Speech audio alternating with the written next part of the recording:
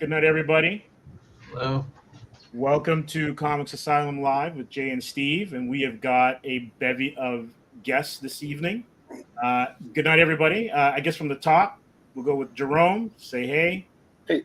We've got Travis next to him. Yo. Brian underneath me. This is like Hollywood Squares almost. Stony, you're in the middle. Chuck is on, I guess, the right, and then we've got co-host Jay. You're propping us all up. Lot of beards tonight. It's a beardy night tonight. Yeah, and I shaved. I should have kept mine. No, you got the shadow. It's all good. Yeah, I got the. Oh, and the dog approves. Absolutely, with my Sonny Crockett beard. It's all good. All right, so we are blessed with having a wide range of guests tonight, and they have a very special campaign going, and there's a few days left, and they're almost at their goal. So our goal is to get them over the hump. Hopefully we can get some more pledges and some more backers for you guys tonight. So Travis, since you are kind of like the point person on this, can you tell us about Cthulhu Invades Fairy Tales? Yeah, so Cthulhu Invades is a series we've been doing for a long time. You know, we've invaded various places, Neverland and Oz, and I have Wonderland here somewhere, but we invaded there too. So we've been doing it for a little bit, invading these various places with Cthulhu, kind of mismatching the stuff as anthologies. And our newest one is Cthulhu Invades Fairy Tales, which is the start of our new trilogy, because we did one trilogy already, the start of our new one. And we're invading various fairy tales. So in this book, we have, some of the classics, Goldilocks, Cinderella, Snow White, Little Red Riding Hood, lots of really cool ones, Ugly Duckling, Rumpelstiltskins, lots of really, really cool stories that are connected with some really high-level talent in the indie scene. Excellent. And how long have you been doing the Cthulhu Invade series? I just got a copy of Oz, and it said we started it in 2020. So we're going on our 5th year next year. So in 4 years, we've been doing basically one a year is what it translates to. It's wild. It doesn't seem like that, but it is. Excellent. And how many creators do you normally get in the anthologies? We normally get about 100, really, because we've got several teams. We've got 20 teams in this one. Each of them have at least 3 members. Sometimes they have four. So we have a lot. So it's a lot of creators that have come in. Excellent. And so let's get to the team. Jerome, what is your role in this collective? Well, basically, I'm putting. I do the lettering. That's the first part of probably all the stories, at least most of them. And when all is done, I'm putting the book together and designing all the extra pages and all that stuff. Okay, excellent. And Brian, we'll move down to you. Brian, what do you got going on in this? I handled art on the Owl in the Barn story, also called Tall Tales, written by Chuck over there, over Stony. Yeah, over there. Yeah, so that's what I did on this one. I first anthology I've ever done. I'm literally just breaking back into comics after being a stay-at-home dad. So I'm having a lot of fun, and I was really blessed to be part of this. Excellent. And so we'll move over to Stony. Stony. Yeah, I wrote the Robert Bridegroom for this one. Yeah. Excellent. So we're going to dig into these a little bit later, but we're just doing some introductions now. And then Chuck. On the other side of Brian. Brian and I, Travis was very nice to invite me in, and I didn't know what to do, and I had to write multiple scripts until I understood what the book was about. And I was lucky enough to have Brian as the artist on it, because my gosh, that was incredibly great, fast work, Brian. Thank you. Amazing. So Travis, what goes into curating? What stories get into the edition? So it's all me. Obviously in the other ones it was easier because prior to this book we would do characters. So everybody would get a character. So if you were doing Neverland, someone would get Peter, someone would get Tink, someone would get Hook, et cetera, et cetera. For this one, it's kind of the same way. So everyone will get a story. So we separated it. This is the start of a new trilogy, like I said. So there's 3 volumes. So I broke up the major stories. So we have the 5 major characters, Rumpelstiltskin, Goldilocks, not 3 little pigs, Cinderella, Snow White, and Little Red Riding Hood. So we kind of bared that. And then we had some smaller stories, which are still ones that people know, Ugly Duckling, Pied Piper, people know these other stories. It's just ones are, not to throw shit, Disney movies, and the rest are, just fairy tales. So, kind of separating the 2 out. So we kind of separate them out. We separate them per volume. So each of them has some mega stars and mega hits, and that's how we kind of separate it. And then I invite all the creators I want to be part of it and let them pitch. Okay, cool. So who here had the craziest pitch? Here? These aren't the crazy pitches here. Because Chuck, I kind of assigned him one because he was kind of late in the game. I wanted 20 stories, so I gave Chuck. So I want this one in here. Probably the craziest one that we got was the Cinderella from Jack. Was a little wild take on that. Was pretty wild. I think the Snow White is a little different. It's not your typical. It's kind of like a cross between Snow White and Indiana Jones. Not something I've ever seen before. The Bridegroom was a great take on stuff. So they're all unique in their own ways, but wild are definitely some of our bigger characters. All right, great. And so, Stoney, let's go to yours. Give us a little bit of a background behind your story. So when I got the list of ones, people are going to go for those bigger characters. So I tend to go further down the list. Different. And the Robert Bridegroom is one of those. It isn't super obscure, but not a whole lot of people know it. And so Ben and I sat down, spent a minute with the artist for my story. And we sat down and thought, how could we tell this story now? And we twisted it around and looked at it with different angles and injected it with some tentacles. And one of the cool things about these fairy tales is that at their core, so many of them are already so creepy. And we kind of gloss over those parts where we tell them sometimes, or we've heard them so often it doesn't seem like it should be. But a lot of them end up being so creepy that you really lean into that with them. And that's what we did for Robert Bridegroom. Okay, great. And Brian, Yes. Your contribution, you're mainly behind the art. Did you draw any inspiration for the story because you're working with Chuck on this one, correct? Yeah, I never. This is the first time I'm getting to meet or even really interact with Chuck beyond just the words that he wrote on the script. He had reached out to me on Twitter, which apparently I don't ever look at. But I was pleased to get it because I went and read the original material, and I have a long history with H.P. Lovecraft. I think a lot of us who grew up playing D&D and had a library card, probably discovered it early. Before it was in the culture, so it was a lot of fun to get to play in that world and to just draw the big guy. Really, it's kind of fun to do that. Yeah, it's kind of crazy when you think about it, because I think Stoney mentioned just a second ago how big a part of our childhood fairy tales are, and yet how bent a lot of them are. And if you went back to like the beginnings, like the true nature of some of them, they're pretty unsettling.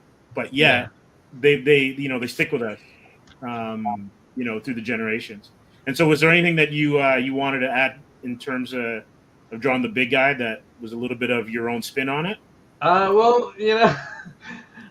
Yeah, I made him a little. I made him kind of purpley, I think, which was kind of the theme of the book. Like, there's this purple current throughout it in a lot of the art, and I was like, I'm gonna throw some of that. I'm gonna have like cosmic sort of space swirly purples and like purples like in his skin and like and just to really play, because it's that story Color Out of Space. It to me it's always kind of there's like this purpley cosmic horror look, and I kind of wanted to use that.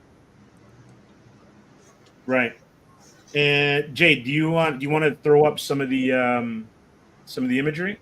Sure. If you want to share the screen. Yeah, so this is a very exciting campaign for everybody. Please head over to Kickstarter.com and do a search for Cthulhu Invades Fairy Tales original graphic novel. Actually, just Cthulhu Invades Fairy Tales. Sorry, guys. You can actually go to CthulhuInvades.com. You could do that as well, CthulhuInvades.com. But for those of you who are used to going to Kickstarter, just do a search for Cthulhu Invades Fairy Tales.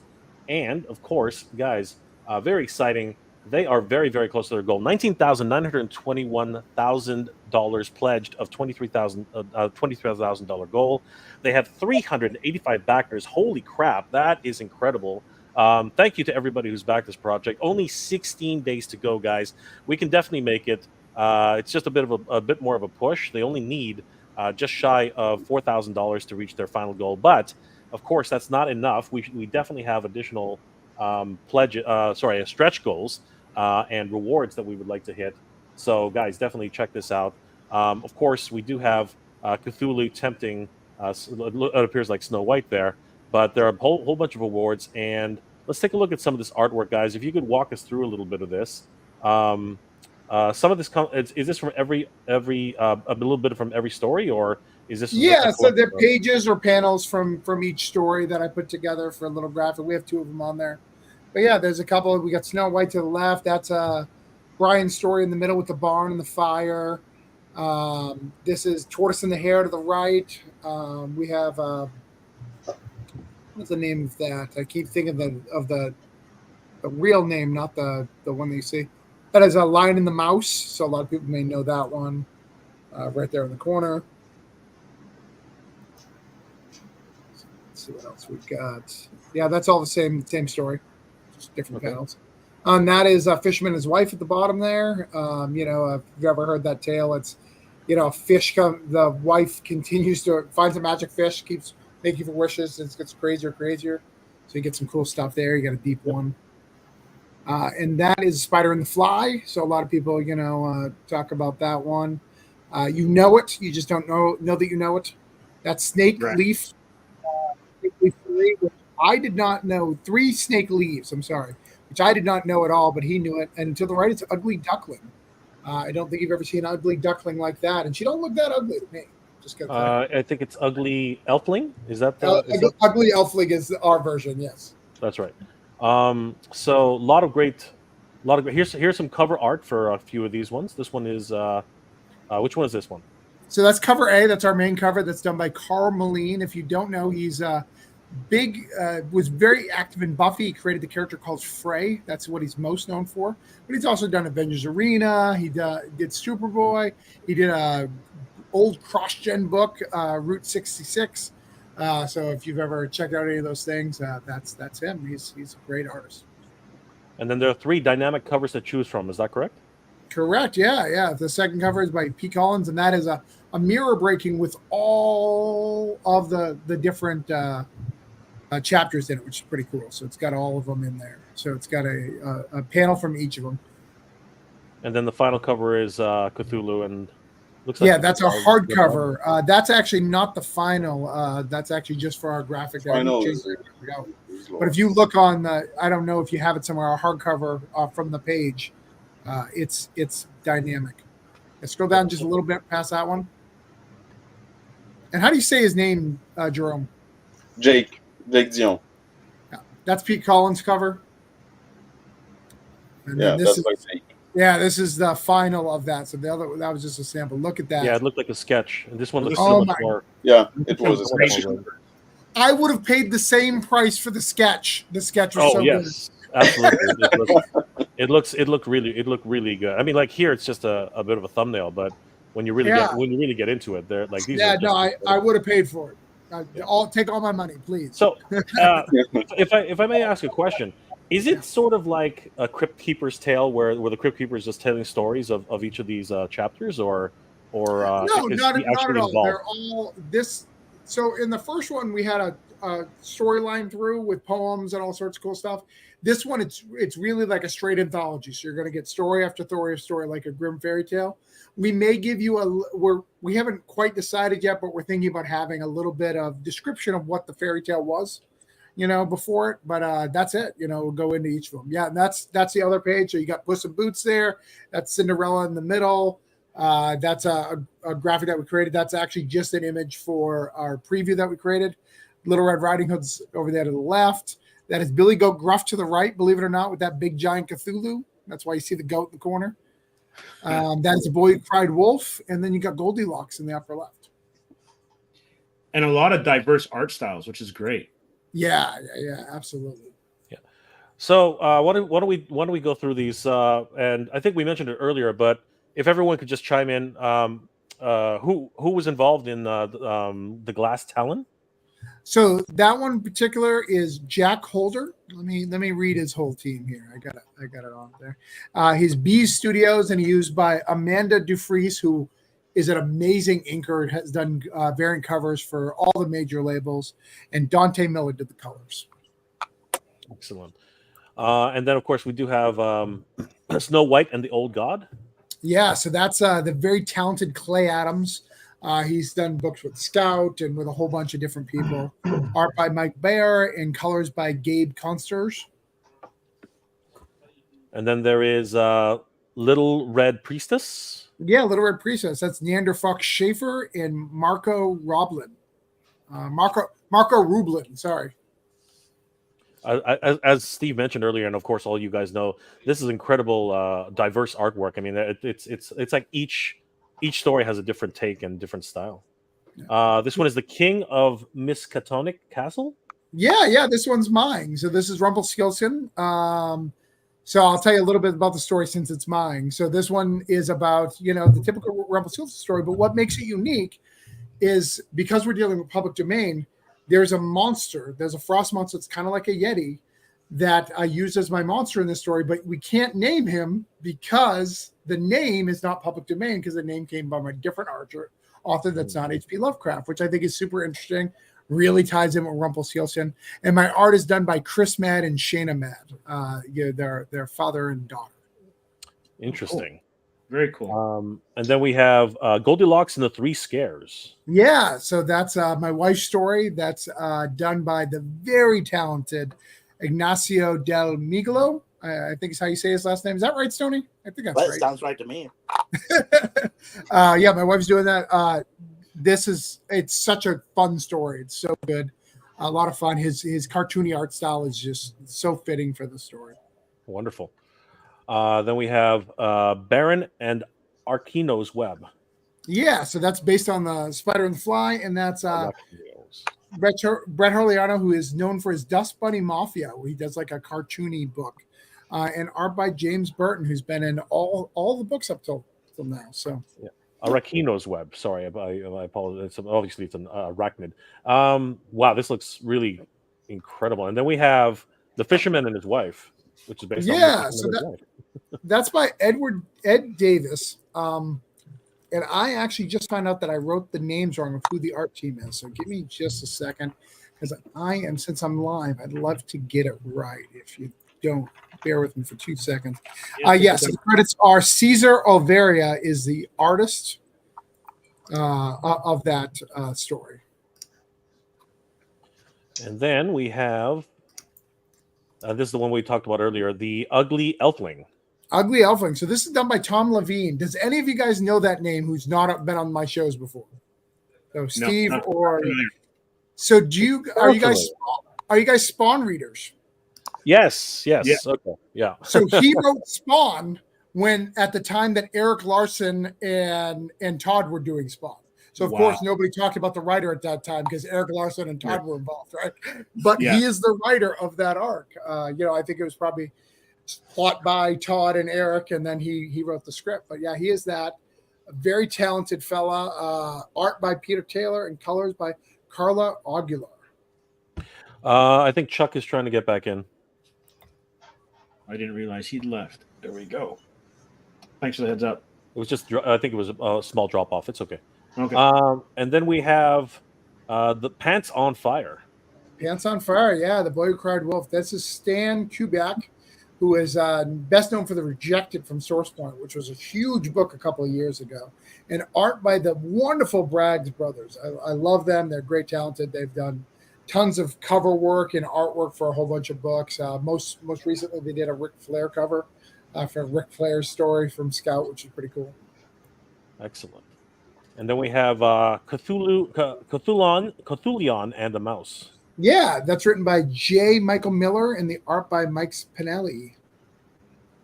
Wonderful. Max Spinelli, sorry. And then we have, I can't pronounce that at all. Dre? Oh, yeah, it's all German. Just say 3 steak leaves. That's what we're going to go with. It's Die Drei Schlangenbraten. There you go. That's nice. Peter Rosette, Robbie Bragdon, and Emily Rosette. Great save there. And I got to tell you, man, like I used the wrong image for that one. The interior image is so much better. Really? Okay. Well, it still looks great. I love the overall art. Could you repeat it again? I think I talked over you by accident. Yeah, it's written by Peter Rosette, colored by Emily Rosette, his daughter, and art by Robbie Bragdon. Incredible. Then we have Abiolio versus Cthulhu. Yeah, so Abiolio, which most people don't know, is an African folklore. It's actually very, very popular in the African community. They talk about it a lot. It's kind of with the John Henry kind of area of like folklore. And Greg Elises, if you don't know, is a very talented writer in that field. He writes Ignacy the Were Spider, very, very good New York-based writer. Probably one of the most talented writers I know. Don't tell him, I don't want to give him an ego. But Greg Elises writing it. Art by Michael Watson does Hot Shot, and colors by Roland Kalinis. He's even my colorist on stuff, and I still can't pronounce his last name. My artist on Going to Judas. Excellent. And then we have Gruffs and the Troll. Gruffs and the Troll, yeah, our Billy Goat Gruff story, and that's art written and drawn by Dan Smits. Then we have Juniper Tree. Juniper Tree, yeah, that's by Sebastian. I always say his name wrong. Piccioni. I said it right. There you go. Art by C.R. Florence. That is an amazing story. C.R. Florence is killing it. Yep. That's the only one that we don't have colored yet. So that it's getting colored right now. It's a great book. I was going to say I kind of like the film noir look, but if it's going to be fully colored, that's going to be interesting as well. Yeah. Also, too, before you move on this one, Jay, I don't even know what this fairy tale is. I've never heard of the Juniper Tree at all. Oh, you got to read it. It's dark. It's crazy. I'll have to check it out. Yeah. And then we do have The Tale of Friendship and War. Yeah. So this is our, Tortoise in the Hare. You got to have Tortoise in the Hare if you're doing fairy tales, right? Absolutely. Yeah. So we got Philip Bruhorn and art by Jack Van Toms. And I love that art. I love this style of art. Again, this is what you've said a couple of times. This style is so different than everything else, but it's so good. It's so awesome. Absolutely. And then, of course, we have Eldritch Wedding Crashers. Yeah, we got Mr. Puss in Boots showing stuff out. We got Devin Arska and Abby Butler. That's excellent. And then we have The Bridegroom of Gorham. Bridegroom of Joram is Stony. Stony, you tell about that one. Yeah, so I wrote this one. Ben Humenick did the artwork, and we are tag teaming the colors for it. Beautiful. Yeah, nice. And finally, we have Tall Tales. Chuck. Yep, based on I believe it's Grimm fairy tale, The Owl, and it was a blast to write. I came in late, so I didn't really I embarrassed myself because I didn't really understand the book itself, so I wrote an entirely different script, and Travis sent me a message telling me how much of an idiot I am in a nice way, and so I had to redo it. But I was very lucky because Brian is a great artist. I'd never even heard of you, Brian, until this past few weeks, and I'm really glad I know of you now. Yeah, well, I'm brand new again. So 10 years ago, I was doing stuff, and then I kind of stopped, and then I'm that sounds familiar. That's exactly what I did. I did stuff a long time ago stepped away for 10 years. Now I've been back for a couple, but yeah, it's exactly what I did. So, Yeah. but I'm really, like I said, I'm really just honored to be in it. I've done a lot of things in comics, and this is literally the first time I was ever invited into an anthology. So I'm really excited. Question: for all of the stories, was there a like a page length or any parameters that were kind of like laid down?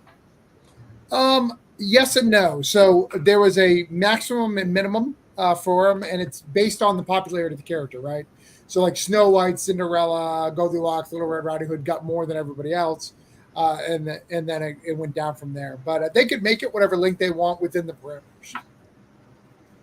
Okay, excellent. Absolutely. And finally, we have the Pied Piper. Yes. You missed one, but I'll get this. This is David Byrne and Elisa's Gambit Maldinas. Which is the one we missed? You missed. Let's see. What's it called? Swift Soldier. Swift Soldier, based on the Elven the Shoemaker. Let's find it. I think it's okay. Where was it? Yes, it would right be. there. Here it While is. you're looking for that, I'm going to put up one of the questions from the audience. Didn't you have another Cthulhu anthology? Do we need to have read the other one before reading this? And this is by BMD Nerd. It's a great question. You absolutely do not. All of them are self-contained because they're all self-contained stories, so they're all individuals. You could buy any one of the four and not need to read the rest. You do get a advantage if you read them, but there's no reason to read any of them, specifically this one, because this one doesn't reference any of the other three books. The other ones do reference a little bit, but this one does not. Okay, great. Jay, can we look at some of the tiers? Sure. You want to throw up a couple more of those because I think Anthony Pagan is really loving all the artwork and some of the. Yeah. So Anthony says that all Thank these you. covers are amazing. Appreciate 40, you, brother. 40s and Orgy has a good one. Cthulhu visiting a fairy tale is like a black man starting to date an innocent snow bunny's life. I have a lot of questions. Yes, especially yes. The profile name too. 40s. Like, I want to know how he spends his life, or maybe I don't. I don't know. Message me. We need to be friends. And then BMD Nerd. No, we said that one already. Oh, you just. Sorry, I didn't see that. Yeah, no worries. Okay. Yeah. All right. So these are the tiers, I think. Or these are the Well, milestones. that right there is our reward. So for every 50 backers, we give a free digital comic, and we're already up there. We're at what is that? 4, 5, 6, 7 comics. Or close to unlocking a new one. So these are all included as digital comics then? Correct. Yep. That's incredible. Wow, So you that's have fantastic value. Yeah, absolutely. You have The Fog Within, Astounding Tales #1, Monster Matador, Death Necromancer. I can't read the top of that, but it says August. Okay, and then Glamser. Gilgamesh. Oh, Gilgamesh. Sorry, the font is so small. It's a thumbnail, right? Kid Cretaceous, and we're coming very close to 400 backers. So the next one is right on the doorstep. And then, hey Travis, you can throw the Unbitter Souls Omnibus in there if you want to at some point. Wow, all right, that's huge. All right, so then we can talk about some of the physical rewards here. So basically, if anybody wants to back at the cover A, it's $29 which includes the digital version. You guys can correct me if I'm wrong. No, you're good. We'll let you go. Yeah. Cover B is $35, which also includes the digital edition. Hardcover is $59, which also includes the digital edition. And then if you want all the covers, and this includes the digital edition, it's $120. That's a great value. That's and that's all the digitals, by the way. That's all. Oh wow, that's even better value. Holy crap! And Jay, don't forget, because of how many backers they have, that's also with the 7 other digital comics that are already part of their tiers. Excellent. So is that also with all of these as well? Correct. Yeah. With any tier level, you can even just do the digital, which is $12. You'll get all the digital with it. That's amazing. A great deal. So yeah, just to recap what we were just saying, if you back any of these, cover A, cover B, hardcover, or as well, if you do the entire set for $120, you also I just lost it. You also do receive each of these covers, which we might even unlock the 400 backer level as well. So that is an incredible value for backing the project as it is right now. And then if we go ahead, if you want to really get in dirty, Cthulhu Invades Cover B Collection, $140, includes all digital versions, and these are freaking amazing. Just to give you an idea, Oz is 165 pages, Wonderland is 220, Neverland is 240, and we're looking at like 160, 170 for this one. Wow, that's incredible. Don't make Jerome cry though. I don't like the actual number of the new one up there because it gets Jerome sad. Yeah. Well, remember when we're talking about Neverland, said, well, there's less characters in Neverland, so it should be a lot less pages than Wonderland. So it's less than 250. Yeah. That's awesome. And then, of course, for the actual collector's awards as well, if we scroll down a little bit, the Cthulhu. Okay, so Cthulhu Invades Fairy Tales Soft Collector's Box. Can somebody walk us through this? Because this one's a bit. So it's 165, and you get 2 metal bookmarks. So that's what the 2 things that are left are. You get a sticker, the Apple sticker with the tentacles.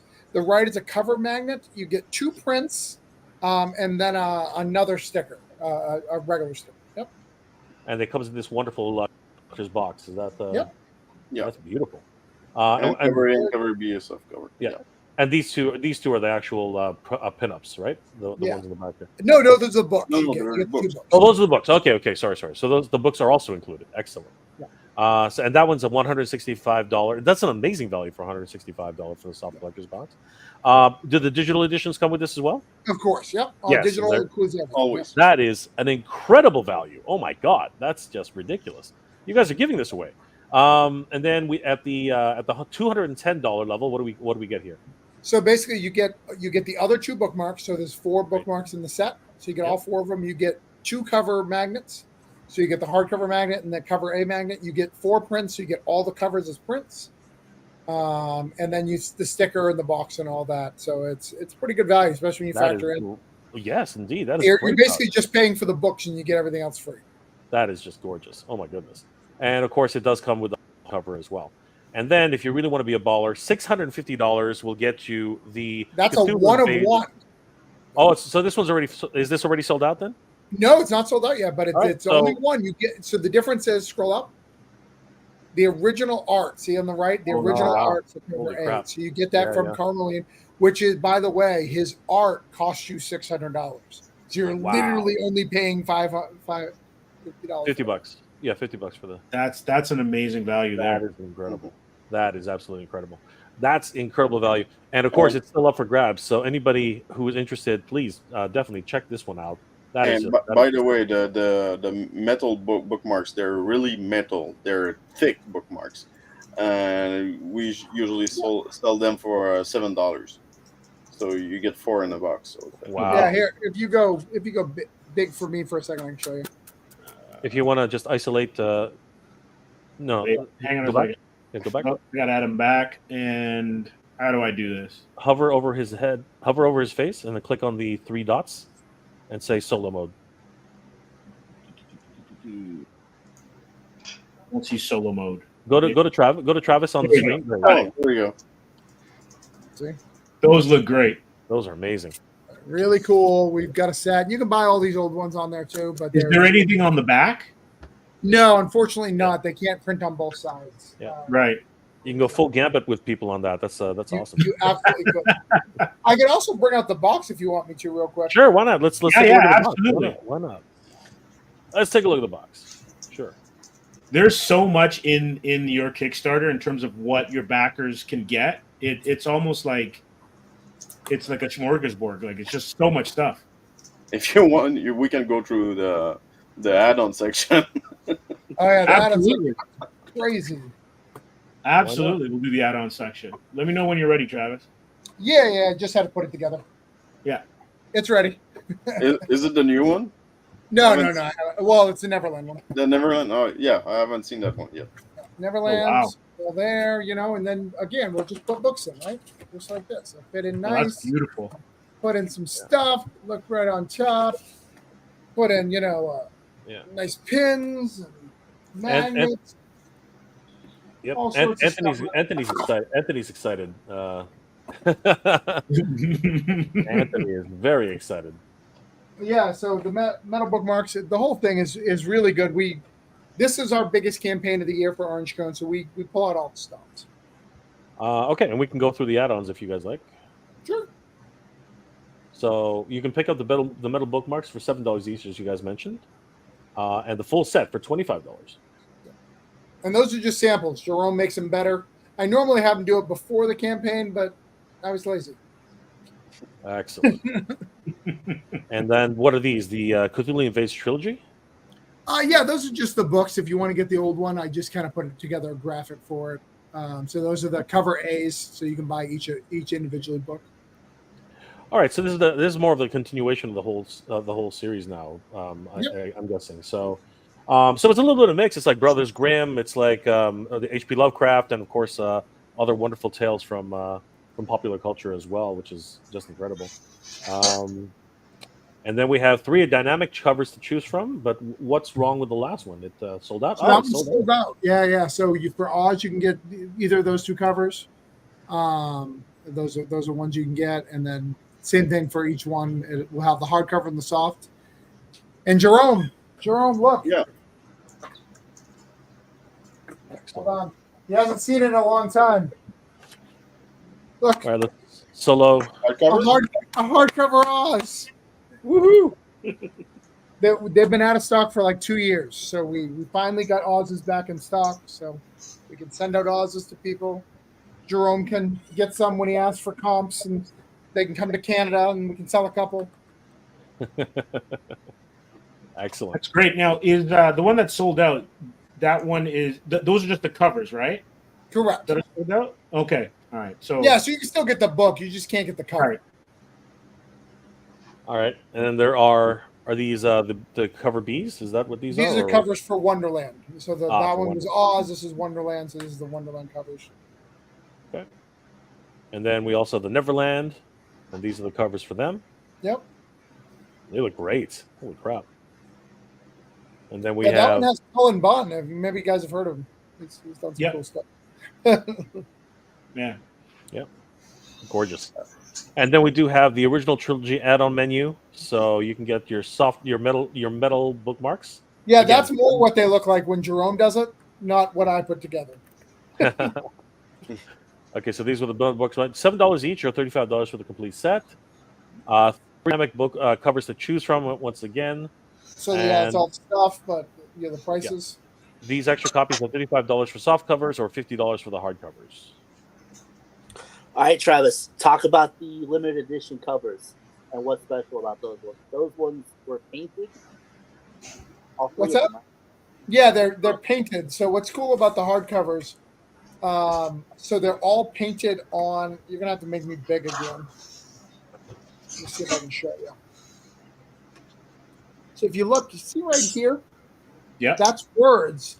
He painted this on an actual page of Neverland. So he actually printed out the pages of the book and painted on top of them. We did that for all the covers. That's great. That one. Let me show you the Oz one. The Oz one has a thing on it. So there's the Oz, and if you look right, where is it? Oh, right here in the upper corner. Yeah. See, so it's printed from the original stuff, and what's even more interesting, because he's like a professional, he'll buy the oldest copy he can find on eBay. So he buys the oldest copy he can find, within price region, of course, to do that with, which is just super cool. And then we have these.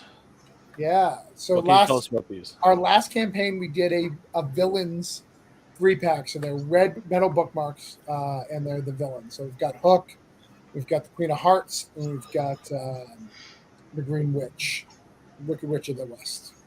And are these also available for sale? They are, yeah. It's the full set's 35. Yep. Okay. And then I think I think that is. Yeah, I think you're done.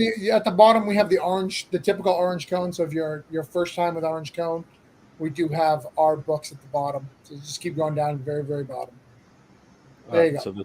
So all those are available. So if you want to buy any of my books, so most of those are written by me, they're all available on there. So you've got Hospice and Broke Down and 4 Dead Bodies.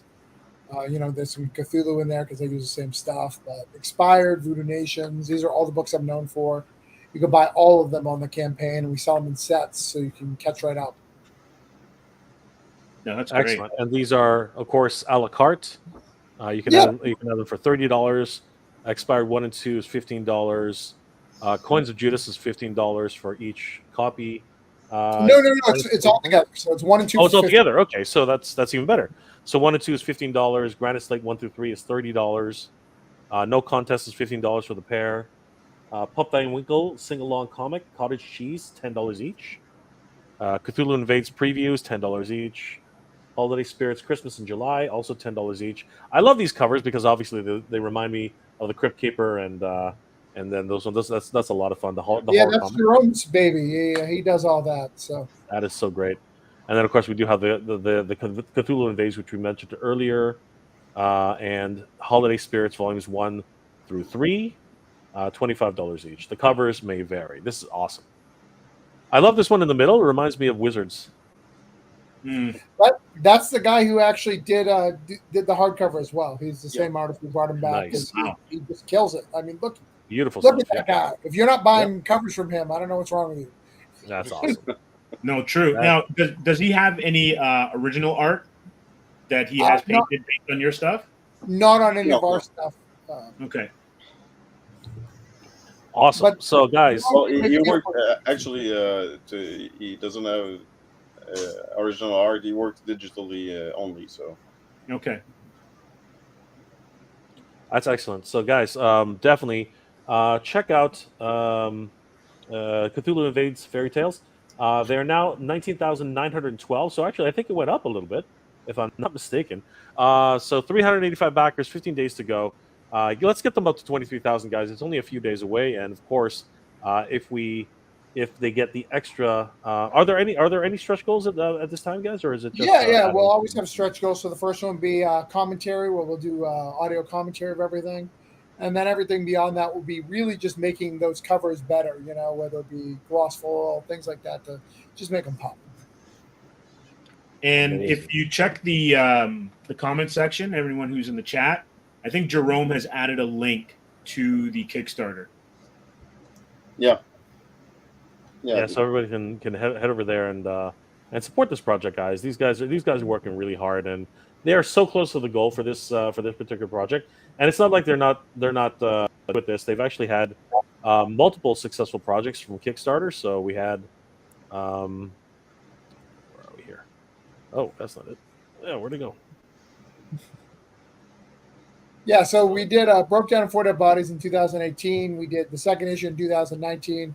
2020, we did, Broke Down, Parallels, and Voodoo Nations. And then since then, it's just been crazy. We've done, multiple books a year from Broke Down to Granite State. We're doing about six or so books a year on Kickstarter. And we always take care of our customers. That's excellent. So, yeah, guys, very exciting, this project. And they're very, very close to their goal. So, how did you guys go about developing this idea of Cthulhu? I mean, that's such an interesting concept to be intermingling Cthulhu with all these wonderful classic fairy tales from back in the day. Yeah, that was my wife and I were at IKEA, and we were talking about comics, and I was thinking about going to comics full time, and I realized that I needed to get a trade to the table, right? I know Steve's a comic creator, and one of the biggest things when you're tabling early on is you don't have that trade. So you pay like $200 something for a table. you have 1 or 2 issues, 3 issues. Well, most people want the cheapest version, so they're going to buy $5 a piece. You may have some variant covers. It's really hard to make tables. You really need to get that trade because people will buy trades because most people are readers. They want to read the whole thing. So that's what I came up with. I was like, my wife's like, what is really popular on Kickstarter that you think you could make work? And I was like, you know what? Cthulhu's super popular. And I think if I mixed it with like public domain, I could really do something. And I literally, for Oz, contacted anyone who I felt was talented, more talented than me. Like, absolutely 100%. If I think you're more talented than me, you were in that book. My dude, the Kickstarter link is broken. Jerome, your Kickstarter link's broken? You know what? It should be Cthulhu Invades.com should be working, but if not, I'll share it. I'm gonna add it now myself. See if that works. But anyways, yeah. So that it's working. I asked some people I know. They all signed up, and then they loved it so much we decided to do Wonderland because it sold so well. Wonderland did our biggest, got us a Ringo nomination. That's something we didn't mention. We're Ringo nominated, so this is not only us telling you it's good. A group of people voted, put it in. A committee of voters of comic things said this is one of the 5 that we're going to choose to put up. We didn't win, but we got nominated. And Jerome for his letter. Well, congrats on that. No, like when you look at all the work that's gone into it, and it's amazing that everyone is appreciating everything that you guys have done, and the track record is, and not anything that anyone can kind of like just look at and brush you guys off. A lot of dedication, a lot of commitment to what you guys are doing, and the stories and the level of art and storytelling looks amazing. Thank you. Yeah, I'm so excited by the level of artwork, and of course, I'm very excited to see what's going to happen with the storylines as well. What has been your biggest hurdle so far in terms of getting all this together? I mean, like, are you guys working long distance from each other? Are you guys close knit? How does that dynamic work? No, one of the things that I do, unlike other anthologies, I don't have an open submission. So you don't get in my anthology by like waiting for me to post about it. It's I decide I like you and I ask you to come. But because of that, I get professionals like Chuck. Chuck did a script for me, a great script. And I was like, this is great. This is not what I'm looking for. Gave me another script within 2 weeks. Brian banged it out in like 3 days. I think an afternoon. I don't know how long. It was super fast, right, Chuck? Like it was like super fast. I've never seen it. I've never seen that speed before, ever. And that's what I do. And that's why, Stoney's in all my books. I can trust Stoney. Stoney tells a good story. Him and Ben are a great team together. So everyone hits their deadlines and I can just trust to do it. And I think that's the advantage of not going open call for submissions, right? Because then you're yelling at people who have no professional relationship with you. These people know that I like them and trust them. So that helps when they come in and they don't want to let me down. I don't want to let them down. So we all kind of work together to make sure we have deadlines and things happen and people are behind. But the positive for everyone I know is professional and wants to do this for a living. They're not messing around. This isn't a hobby for them. They really want to do this. So they get their stuff done and I'm very proud of them. And after each book, everyone gets excited and they want to come back for the next one, and they're just so happy to jump and to jump in and work on with these characters that they all love. So yeah, just so much fun. Now, Chuck, is there a possibility that we might actually see the story that Travis rejected? Can that story come back in another form in any way? I truly doubt it. I'm super busy and I did not pay attention, and that is on me. It's up to Travis; he can have it. But if he ever does, Cthulhu Invades politics, I guess he could use it. But, yeah. The reason why it was rejected is not because it wasn't good. In fact, it was really, really good. It was one of the things I want is a good reader experience. And one of the things that I think that anthologies mess up with is when they do anthologies is they jump around in genres and themes. And because of that, it can cause some problems. So when I did Cthulhu, I wanted it all fairy tale looking. So when you look through the book, you feel comfortable. Because I think that a lot of times when I'm reading anthologies, at least for me, if it goes from space to Western on the next page, it disassociates me. And if I don't like Westerns, I may stop right there and not read the rest. So kind of, you know what you're getting and you kind of read through it. Here's another thing that just occurred to me. Since you guys have kind of worked together in some capacity and you know Travis, do you ever get to pitch him? I tried. Once a week. No, I tried once, but I stopped. It was a Canadian. He asked me to do a Canadian hockey team book. He said, "You know what? Your lettering is good."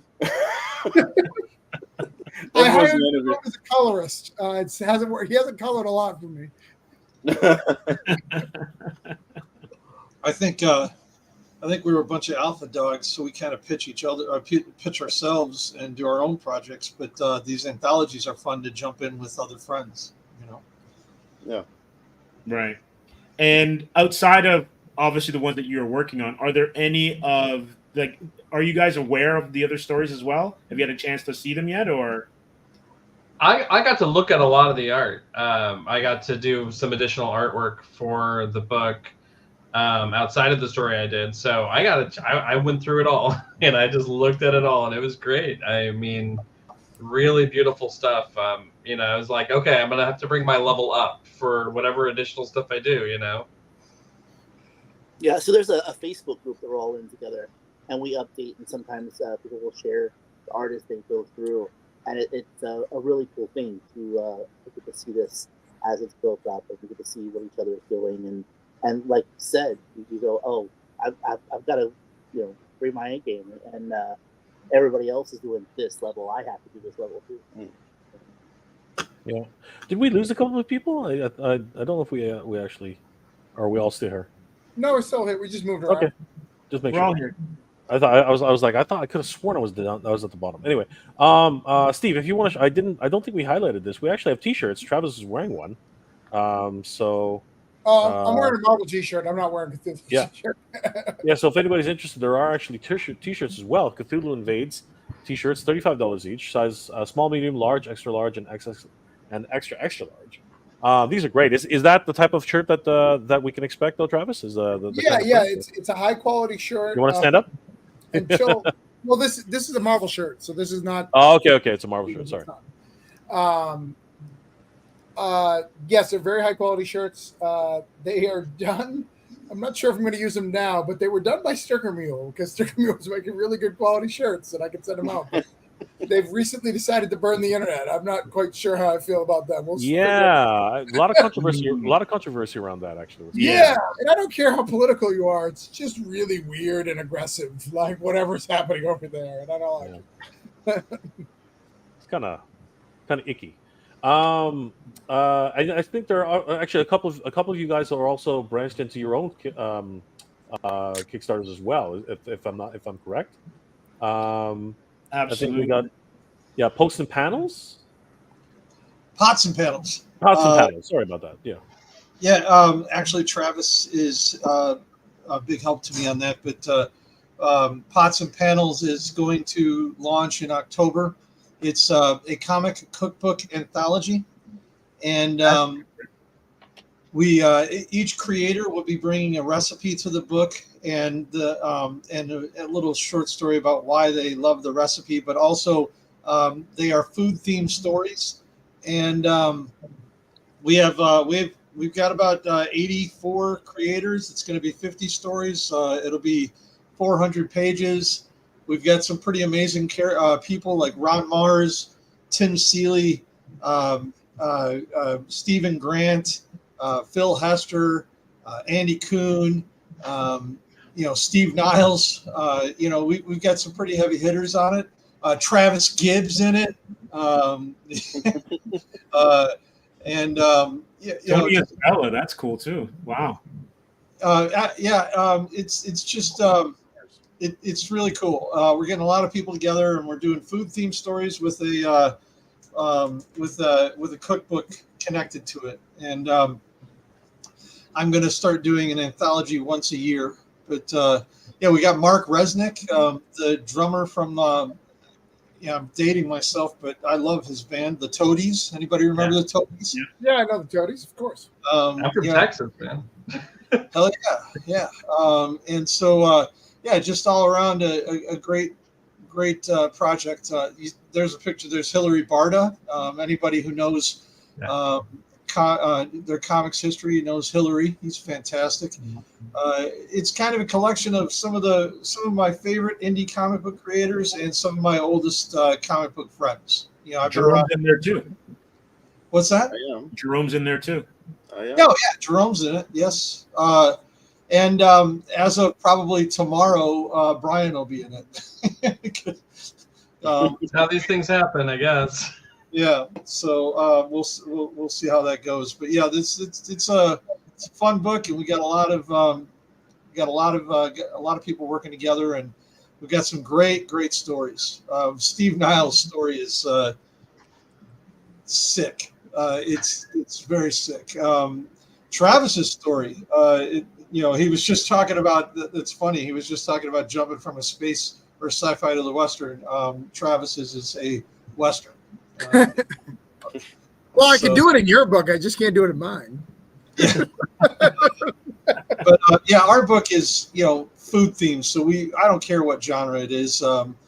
We've got a bunch of great stories in it so far, and we're still putting everything together. But it'll launch in October, and it is huge. It is a huge project. Remarkable. Any idea of how many pages it might turn out to be in the end? It'll be about 400. It'll be about. I should take that page down. We have the artists we need, especially if I talk to Brian tomorrow. But it'll be about 400 pages, between 420 something. Oh wow, crazy! It's huge. I have a habit of doing enormous books on Kickstarter because I've only done one Kickstarter before, and that was for an omnibus for a book that I did with Norm Brayfogle called Up Bitter Souls. That did about 23,000, and that was a 400-page omnibus. So I guess I just don't do small things on Kickstarter. So anyway. Well, it's a very exciting project, and guys. So if you are going to be, if you are interested in this, definitely check out Post and Panels. And you're launching the Kickstarter when again? More than likely October 1st. Okay, so do a search for Pots and Panels. My apologies. Pots and Panels. A food themed anthology, cookbook as well. Is it actually including a cookbook? Is that what I heard? Or? Oh yeah. So one part of the book is the anthology, and the other part of the book is every creator's recipe that they submit to the book. And not only is it a recipe, but it's also a short story about why they love that recipe. So you get a story, you get stories, and then you get recipes. They don't have to be connected, but you also get a nice little story from the creator about why that recipe is in the book. Like, why do they love it? Steve Niles he has one recipe. I'm trying to remember. Mark Resnick from the Toadies. He has a wonderful story about how his mother was taught this recipe by his grandmother, and how it came over from their original country, and it's sauerkraut and sausages, and it's fantastic. I'm really, really, really proud of this anthology. It's a great title. Thank you. Yeah. Our next one next year will be Adthology, and it'll be a salute to comic book ads from the 50s to the 80s. I love it. Wow, that is awesome. I love that. We got to get the sea monkeys in there for sure. I was thinking the same thing. Yeah, it's got to be and the X-ray glasses. I'm taking it. Well, absolutely. We're actually going through old comic books right now, the organizing team, and we're going to pick out 100 ads from those comics back in the day, and I basically copy Travis. We're going to say, okay, here's your ad, and do a story around that ad. So that's what we'll be doing. But yes, Sea Monkeys, those Revolutionary War, Charles Atlas, Don't Be Sprung, Charles Atlas, yes, yes. all of it, Sell Seeds, Win a Bike, all that stuff. That's So, awesome. but that's pots and panels this year. The compact submarine. It's going to be. That's Oh yeah, absolutely. Bernie Lomax has a great comment there, Steve. Oh, thank you, Bernie. Taking that nerd syndrome to new heights. Now a comic book with a cookbook. Loves it. That is so great. He gets around that, Bernie. he walks. He walks at night. You never really see him. I just gotta say, I'm hoping that Chuck in this ad comic has like one of those pullout ads where you got to get it for the wizard half. That's the ad I want. I don't want an actual comic. I want the wizard half. Yeah, those are so much fun. And then we have one other Kickstarter which is actually running right now. Yeah, and this one to me is awesome because I'm a huge Sentai fan. So for me, this is definitely right up my alley. And congratulations to you guys. It's already reached. It's already surpassed its $1,000 goal with 49 backers, and it still has 5 days to go, guys. We can double that. It's a modest goal. I'm the creator, and I did all the art, writing, all that stuff for it. I just kind of had this dream one night about this robot rusting in San Francisco harbor, and sort of turned it into. I did that animation. Sort of just turned it into this noir Sentai comic book. So that's and I took a lot of inspiration from sort of paperback novels. You can see I have some painted covers. And I've got 5 days left. I do have one special thing. I am offering a chance for. I have a couple of backup pages that I've saved. If you want to create your own kaiju, my robot will fight it in those panels, and you will work with me to create it. I've got one taker so far. It's a $200 reward, but it's your kaiju. You walk away with it. You get the original art for it and everything. That's awesome. That is so great. I love it. Steel Victory. And it definitely has that Pulp Fiction kind of feel. With your I think the I love the car. I love the Sentai aspect of it. Again, this one that's right up my alley. I mean, this is really fun. And of course, I mean, like giant robots and monsters. Yeah, you can't go wrong with a combination like that. And I love the CI. Yeah, got some stickers. Yeah, this little guy, he's just he's a mix of King Kong and Godzilla. I'm not gonna lie. Exactly what he is. Yeah, he looks so cool. His name is Gorilla Zard. Oh, he's awesome. I love it. And these are bookmarks as red as well. Yeah, so they're like reversible bookmarks, color one side, black and white the other. This is my 3rd Kickstarter this year. I just jumped back in, so I've got a lot to learn. I don't have stretch goals. I don't have there's a lot of sort of things that maybe I'll figure out how to add on later on as I go on in this journey. I just backed it. Thank you. There you go. He does have a crossover too. If you back both Cthulhu Invades physical and that physical, you get a crossover print. Go down if you can get down to my updates. I've got the image I did that has the Cthulhu versus the Victory. Updates would be at the top. I love the Sentai style blaster. I just love it. It reminds me so much of the second version of the NES the NES Power Zapper. I mean, like that was in my brain. So good. Yeah. Okay, if you go up to the top, you can click updates. I think that's go up to the top, hit the updates at the very top. The very top, there you go. Hey, go. It'll be, hit read more.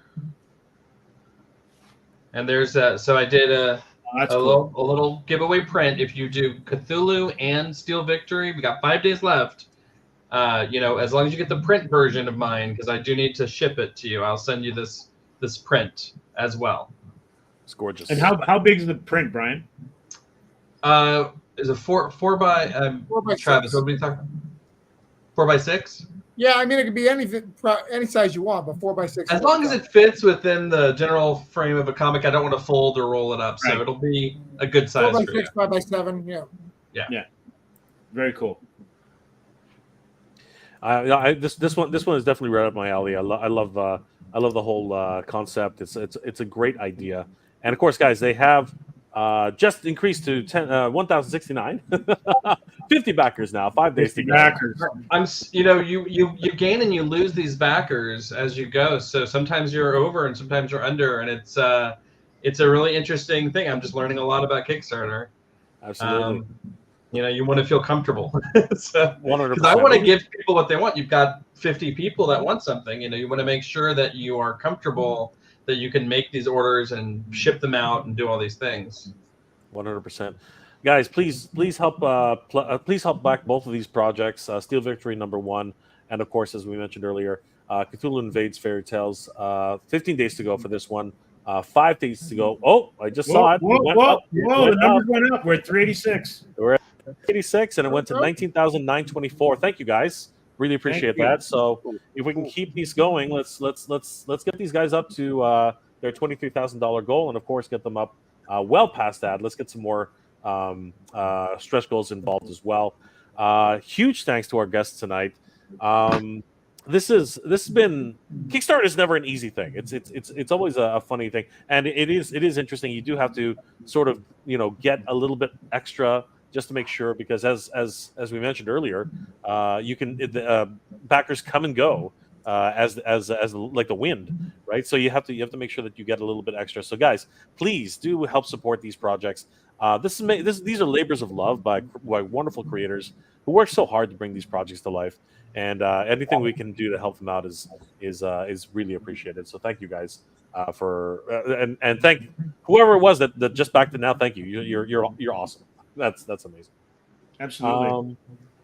Question: in terms of Kickstarter, how much pre-planning for everyone who's out there who's maybe thinking of doing a Kickstarter? Brian, you're on the new end of it. Travis, you're like the grizzled vet. How much pre-planning do you need to actually get a campaign up and running? Because as Jay has said, it's a lot of work. I think it depends on the project, right? I recommend someone finish the project before you start, especially early on. You don't have to do that necessarily after you've earned your reputation, but your reputation, the first couple are very important. So having it finished are very important. Graphics and getting a fan base. People think, I'm going to make my fan base on Kickstarter. That's way harder than you think. You need to come in with some sort of fan base. I think that's where Brian is right now. I think he had a very small fan base coming in, so now he's starting to build this fan base and he's building it on Kickstarter. It's way harder versus if Brian, I'm going to use you as an example, Brian, just because you're here.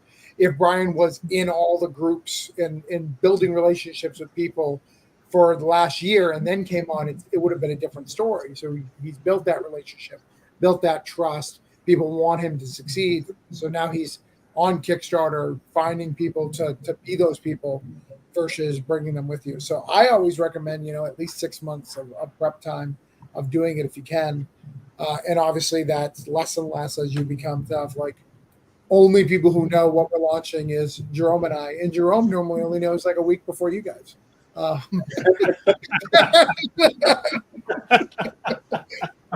In fact, this kid made Jerome was like, "Oh, you wild man, we're launching early." I was like, "No, we're not." I don't know why. I was under the impression that we were launching like a couple of days later, but I don't know where I got. I have a whiteboard next to me, Steve, that I won't show him. He's requested it like 4 times. Hey, can I see the whiteboard? I won't show. Yeah. We need to update that whiteboard. Yeah, I showed it at the beginning of the year, and that's it. And I know it's out of date, and we haven't done the things that are on the whiteboard, but that's fine. But it's fine. I know that the whiteboard is phony. I just like to see it. Some okay, we'll do that and that and that. Yeah, well,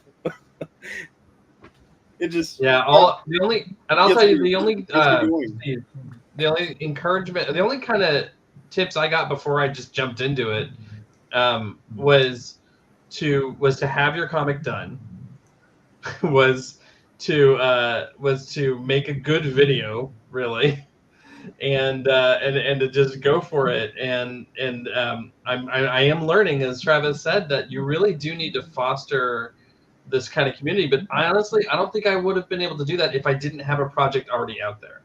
So it's like it's who knows? People have to see that you can do it before they kind of trust you and follow you. I started a web comic a year ago. Nobody looked at it. It's still out there. Nobody looked at it at all, right? I thought, oh, that'd be a good way to get my feet. No, really, it's just getting it out. Just getting your comic out, putting it in hands. That's really where it's at. And I trust that the process, I'll just look. I'm in an anthology now. Maybe I'm in another one. Maybe I'm building a career. Who knows? I'm just really excited to be part of the ride. No, definitely. And also too, if you can time your launches, around conventions or anything like that, that also helps as well too, because you can actually meet people, let them know what's going on. Because sometimes your reach is only so far. And after a while, like as what Travis was saying earlier, they're supporting you. So every backer you have, it's not necessarily just the product. They're supporting you and the ability that you have to create stuff that will then be able to be shared to the public. Yeah, it's communicating with them, and I think that's important. I think a lot of creators, the reason why I think Orange Cone is seeing growth versus other creators who haven't seen the same growth as us, who put out about the same amount of books, is they don't foster their relationships. I am constantly talking to my backers and saying, hey, you backed Voodoo Nations. Let me show you what's going on. Let me show you some behind the scenes. Let you be part of this process. Let me be part of this growth as I continue to do these things. And I think that's the real secret, is fostering these relationships so they know they're valued, and maintaining these relationships. I'm all about relationships. That's why I do these books. That's why Stoney continues to do stuff. Steve, you don't know this, but Jerome has mentioned your name several times and going, we got to get Steve into something. I like Steve. He's one of our people. All right, we got to get him into stuff. It's about relationships and building this, because I do believe we grow together, and making sure. That's why I made sure that Chuck was in this book, and nobody. And it's sad because some of these times we have relationships with these people when you never asked them. Nobody has asked Chuck. He's been in comics about 20 years, right, Chuck? 30 years. No one is asking to be in an anthology. It's insane. That's insane to me. It's because a comic creators, we're artists, and we want to put our art out in the world, and that sometimes makes us solo focused. So we're just about our art, and we put our blinders on and just focus on our thing. And I understand we're in competitive nature, like we're all fighting over the bucks. Someone who may have to choose between Brian and Mai's book at some point and for their dollars, but that's okay, because there's enough other people out there that may not have to make that choice. Or just because they chose me today, that doesn't mean they won't choose Brian tomorrow. And if I can help get them their fan base, that makes Brian more useful when I add him to my anthology, or Stoney more valuable. All these things. Stoney was a colorist when I met him. What kind of useless skill is that? I don't need no colorist. But he's I'm not kidding. He was a colorist for Cthulhu. He's a writer for Mad Cave at the time, a book that was just coming out. And someone pitched him as a colorist for me. Someone could have said, hey, Stoney could do some art. Would have happily been a writer. I would have happily got him in as a writer. But so now I had to hunt him down myself. Absolutely. Bernie has another fun comment here. Oh man, all this talk about reading and stories give me a warm, fuzzy feeling of the 80s reading Rainbow and Book It. Thanks, guys, for all the timeless feeling I missed so long ago. Oh. Yeah, that's how I fed my family with my little pepperoni pizzas from Book It. Good to see you, Eric. Me and my wife have been having this discussion. So I only like Pizza Hut Meat Lovers Pizza. Can't go wrong with that. But I also have a saying that only good pizza, you don't need anything on it because it's good. Like you could just get a cheese, and you always start with the cheese. So her logic is, I don't actually like Pizza Hut. It's just a nostalgic thing. And I really don't like it because it's the only thing I have massive amount of toppings on. Like, I really just hate it. But there's Book It. And they got me into the X-Men because of the X-Men VHS. And, all Pizza Hut's been good to me. Ninja Turtles coming out of their shells tour. I remember. Right. McDonald's was kind of the same way. You remember the Happy Meals more so than the burgers. Right. The toys. The toys is basically what hooked you as a kid, right? Yeah. So Stoney, since Travis went there, writing, coloring, how did the two either come together or split? So I've told stories ever since I was little, but I was running a podcast with a friend of mine reviewing comic books, and Mad Cave approached us about doing an article on their talent map. And that's when I realized that they had a talent map. I kept telling my wife, I think I would do this. I might, I don't know. Maybe. I've never done anything like that before. Finally, she's like, just shut up and fucking do it. Quit talking about it, do it. And so I did. First script I ever wrote, and I won. And so I had my own 5-issue series called Twitter. And that's how I met David Galliano, who also won that year at Savage Fashion. And we had said several times we wanted to do something together. We wanted our names on the same page. And so he came to me one day and said, hey, I'm doing anthology. And it had been right through COVID. And I decided during COVID that I was going to go into it and learn a skill and come out the other end better for it. And so I started looking at the other facets of making a comic book. The line art, the color, the weather, things like that. I can't draw the same myself. All of my stick figures come out looking like victims of tragic farm. Right? I did try lettering for a little bit. Dustin Birch did the lettering for Villain. And I sat down, he was walking through some stuff, and he watched him letter, and I'm bad at that too. But it was fun to learn, and I started coloring. And so David said, "You need a colorist. Why don't you come color this for me?" Like, are you sure? I've only been doing it for like a month. Are you sure you want me to use it? No, you're doing really good. Let's do it. So that's how I started doing that, and I've gotten several other gigs doing that. In fact, I've probably made more money coloring than I have writing at this point. But it uses a different part of my brain. I really enjoy doing it. It's a lot of fun, and watching myself grow and better at it, slowly but surely, is a lot of fun. I really enjoy it, and I'll probably keep going.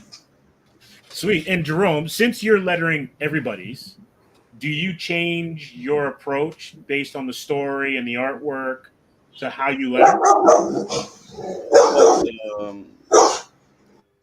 The technique is the same, but I do try to adapt as much as I can to the art style or the story that I have. Mostly the art style, because you want the lettering and the balloons and everything and the sound effects to blend as much as possible. Sorry, sometimes you want the lettering or the sound effect to scream at the page, but you still need to blend it, to find a way to match the art, so it goes along well. I mean, if it stands out too much, there's a certain point that's standing out is good, but there's on the other end where it stands out on a certain way that just looks bad, and you try to avoid that as much as possible. But I try to match the art as much as I can, find a style that goes well with it. And Travis, when you're kind of like curating the stories and everyone's talents and whatnot, do you kind of let everyone kind of percolate and do their own thing, or is it kind of like you kind of have a specific kind of look or feel for each story, that so the anthology has a through line that's consistent. So for the other ones, is actually for Oz, Wonderland, and Neverland, there's actually a through line so that people get like a plot. So I'll give them a 3-act structure. Like this is what happened in Act 1, this is what happened in Act 2, Act 3, and you've got to write accordingly. And then I slightly adjust their scripts through conversation to fit the ongoing narrative of what's going on. For this new one, it's not really like that. The only thing I need to worry about on that is not having the same theme, right? Like if a lot of people's using fire, I got to go, hey, can you not have Cthulhu scared of fire? Can you not have Cthulhu jump out at the end? Like there's little things like that you've got to do. But no, I try to get the stuff. The thing I do the most is curating talent, getting talent to work together, and making people understand that it's okay to work with other people. Like people have their people, and I'm like, cool, but like this is an anthology. I know you guys do an ongoing series together, but why don't for 5 pages you try somebody new and we kind of shake things up and do things and getting things done. So that's kind of the skill set of kind of building, finding strength. Like Stoney, when Stoney did this is his first coloring gig. Do you remember who we had coach you? Oh, you had 2 or 3 people. I talked to no, his name fell out of my head. Yeah, I don't remember either, but we had a colorist come in and actually like help him out to make it better. And that's what we do for everybody. If something's not up to par, instead of going, your stuff's not up to par, you need to go, hey, let's get somebody in to make it to where it needs to go. And then I read Villainous and I was like, Stoney, you're not coloring anymore. You need to do this now. And since then he became a good colorist. So I was like, all right, now when I'm in a bind, I need to call Stoney and go, now I need to use this coloring. but it's really, giving up, seeing the value in people and helping them grow and becoming better comic creators, because that's what anthologies should be. They should grow your fan base and then grow your community. That's the two things they should do. It should give you a big book on your table to sell, and it should help you build your community. So that's what we do. Actually, I'm just going to get Bernie in here one more time. You said Deep Dish Pen is the greatest. I consider still to this day. Yeah, Pizza Hut's deep dish. There's something about it. I don't know if it's the grease factor, but it's pretty delish. I'm just saying, Bernie, I can give you some digitals right now. If you want to order me a Meat Lovers pizza, we can make a deal. Like let's go. I'm excited. Cthulhu Invades deep dish pen. I mean, I've been real quiet sitting here. I am from Chicago, and I've been listening to Florida people talk about pizza, Canadians talk about pizza, and I'm just going to say you're all wrong. What do you mean? It's the pizza commercial the same thing. Gino's in Chicago. Am I right? Gino's Pizza. Gino's is awesome. Lou Malnati's is amazing, but Pizza Hut is, it's like the McDonald's of pizza. Yeah. So I no offense, Travis, I love you, but we're well aware. Chuck, or Florida doesn't know how to make good pizza. There is not a single place in Florida where we don't have it. It's not possible. Like but I will say the nostalgia of Pizza Hut back in the day when they were the largest purchaser of kale in the world because of the salad bars, and then and they would have the red plastic cups that you would also have at college, the with the Mountain Dew, and then you'd sit down and they'd have pitchers. So yeah, the nostalgia of Pizza Hut, big time. The actual quality of Pizza Hut, as a Chicagoan, I do feel I must speak up.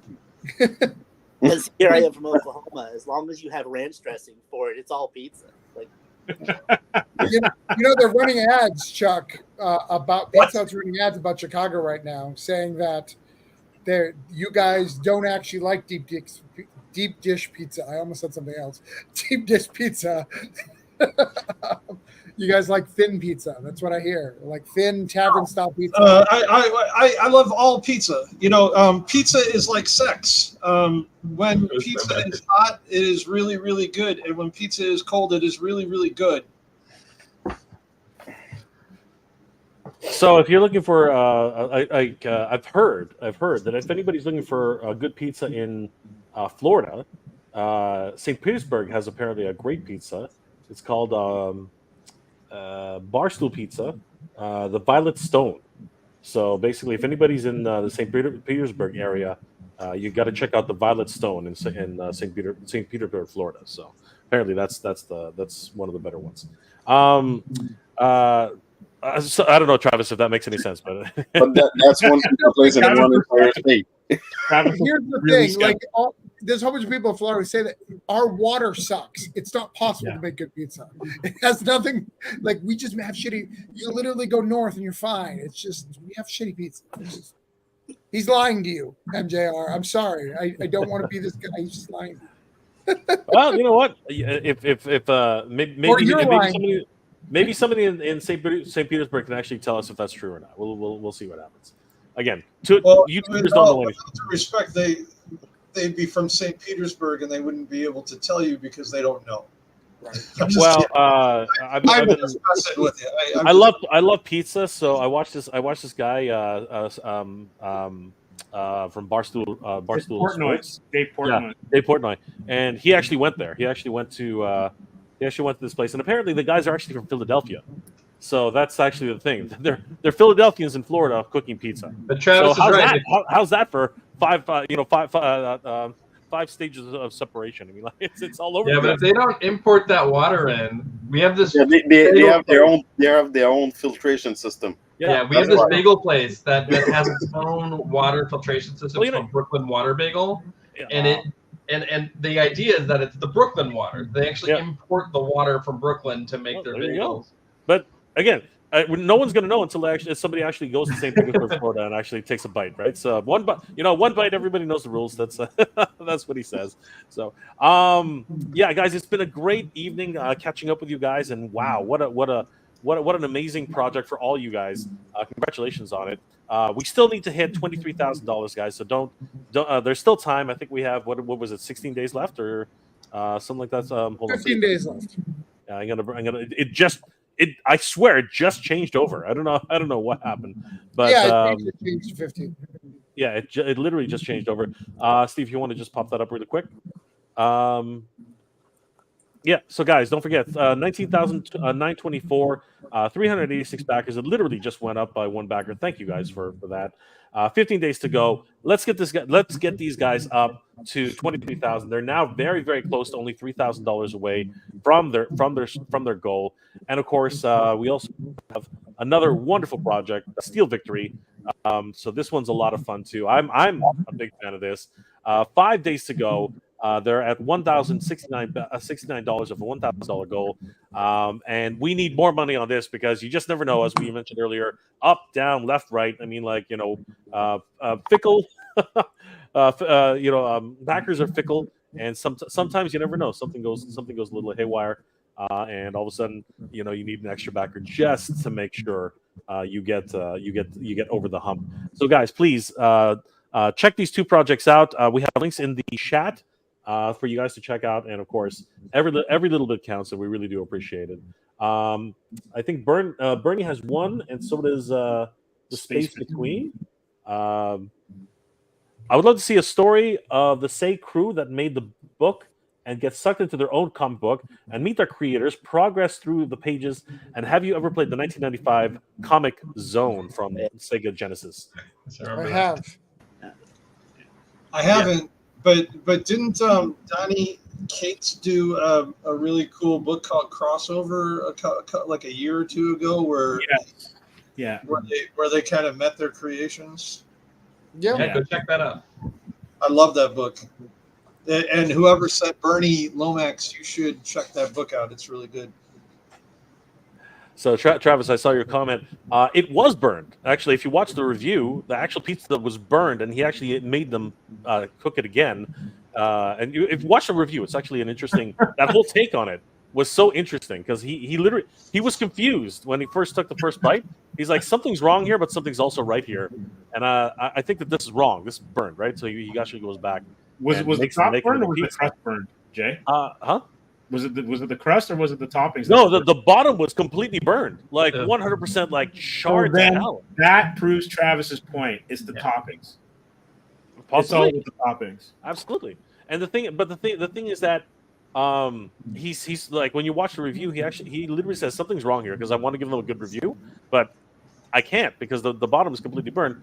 And then what happened was, even after they made the pizza, he actually docked points because he said, you didn't do it right the first time. I had to force you to make the pizza right, so I have to take off some points. But they still got a pretty decent score for his overall review. Oh, space between the pieces got to be charred. Interesting. Yeah, He's space from New York. between. Yep, space. But there's a difference. Hold on. Space between. There's a difference between charred and burned. Like the bottom of the first pizza was literally burned. It was actually pretty crazy. He still ate it too. Bernie Lomax, he's hitting back one more time. Pan grease or butter makes everything taste better in the end.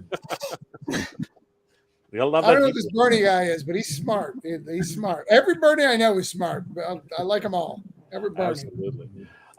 So I'm wondering on your take on this. I literally just came back from San Diego Comic-Con. It was an absolute like bonkers as always. What are your takes on the current situation with large comic conventions? And are you guys visiting any conventions, comic book, toy conventions, anything in the next couple of before the end of the year, and hopefully before the end of the campaign to help push the book? Where can we see you guys? Let's start with Jerome, actually, because he's up here. Maybe he's going to Fan Expo. I don't know. No, actually, I'm pretty much done for conventions for this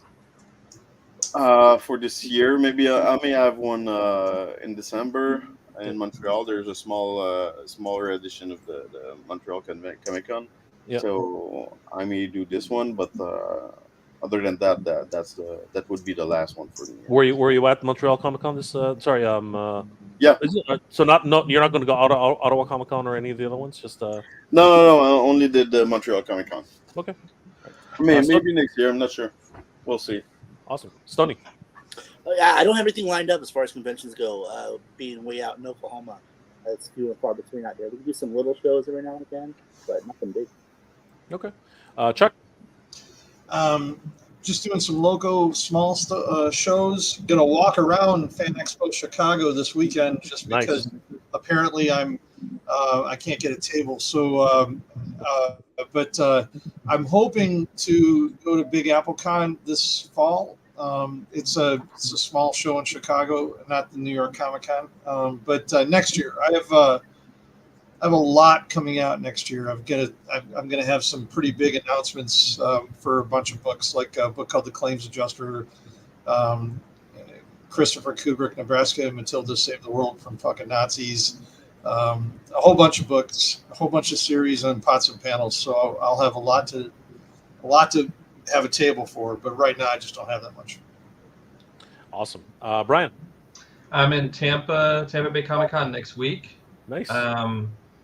And that's the first one I've signed up for in this sort of season. I'm, as soon as I like these things to pay for themselves. Like I make table, I use that table, I buy the next table. So we'll see if I can string a few together over the next few months, and I'll get out there. Okay. Are you in the Artist Alley, or do you have a table number? Or? I'm in Artist Alley, yeah. So. Okay. All right. So guys, definitely check out Brian at A14. A14. Okay. And what's the website for that? Tampa Bay Comic. I don't know. I'll check it out. TBCC.com. I just confused Brian. It is Tampa Bay Comic Convention.com. All right, let's put that in the chat so everybody can take a look, and then what was the table number again? A14. And I'll be doing some sketch covers, but you just buy them from me. I'll ship them to you after. I'm there to sell my comics. Excellent. And it is the Tampa Bay Comic Convention, right? Yeah. All right, Steve's too fast for me. And Travis, any conventions you're into, or what are your thoughts? So I may be showing up to Tampa Bay. I'm still working out the details for that. Daytona, and then the big one is Baltimore. I'll be at Baltimore. Baltimore. All right. Do you know the address for that? I think that's Baltimore Comic Con. Okay, Baltimore Comic Con. Yeah, comiccon.com, and that's a big one. They do the Ringos there. It's 50th anniversary. Jim Lee's going to be there. It's a big deal. Are you All right. gonna attend the Ringos or? No, it's a lot less exciting when they're not going to say your name. Yeah, but the gift bag is cool. The gift bag is cool, but it was way cooler. We didn't have to pay for it last year, Jerome. Way cooler. That's for sure. So Travis, if you are going to Tampa, is it your own table, or are you in the artist alley with Brian? No, I won't be with Brian. It'd be my own thing. But they're still, we're still talking about it. Okay, no worries. And at Baltimore, will you have another table there? Baltimore will have a table. I don't think they've sent out the table sheet though, but I will have a table. All right. So and it will be for Cthulhu, or will it, what your For Orange Cone. Orange Cone. Okay, so guys, definitely check out Orange Cone at Tampa Bay Comic Convention and Baltimore Comic Con. Yeah, I'd like to thank you guys for being here tonight. It's been an absolute pleasure. Sure. Steve, any last comments for our guests, or? No, I just want to say that anyone who's in the chat or has been viewing, please check out the Kickstarter. They are doing a fantastic job. These guys are not only just great creators, but wonderful human beings. Support them, and let's get them over their asking, that so we can get this out into everyone's hands. Absolutely. So, guys, once again, amazing work. I wish you guys all the best. Steve, you just want to throw it up one more time? We'll show everybody one last little tease here before we log off. Remember, guys, we're at $19,924 of a $23,000 goal. Literally, they're just shy of $3,000 to their goal, a little bit over that. And we'd love to get these guys over the hump and even get to their first stretch goal. That would be fantastic. Thank you guys for everyone who's backed it already. You guys are amazing. And of course, don't forget about Steel Victory. $1,069 pledged of a $1,000 goal. 50 backers already. 5 days left to go. And of course, upcoming, we do have pots and panels. When that Kickstarter is set to go, when is it again? October 1st, thereabouts. October 1st. So keep an eye out for pots and panels coming to Kickstarter. Guys, thank you again for being here. It's been an absolute pleasure. Any final words before we log off, everybody? Thank you. I would like to just say once again, thank you, Travis, for having me in your book. I'm very honored, and I am very honored to work with all of you. And thank you for having me on your show. No problem, Chuck. Absolutely our pleasure. Before we go, though, I just want to have Bernie have the last word from the comment section. Have a great and safe night, all, and see you when I see you later. Absolutely. All right. Thanks, Bernie. Much enjoyed. All right. Good night, everyone. Everyone, thanks for being in the show, and keep it indie. All right. Thanks. Have a good night.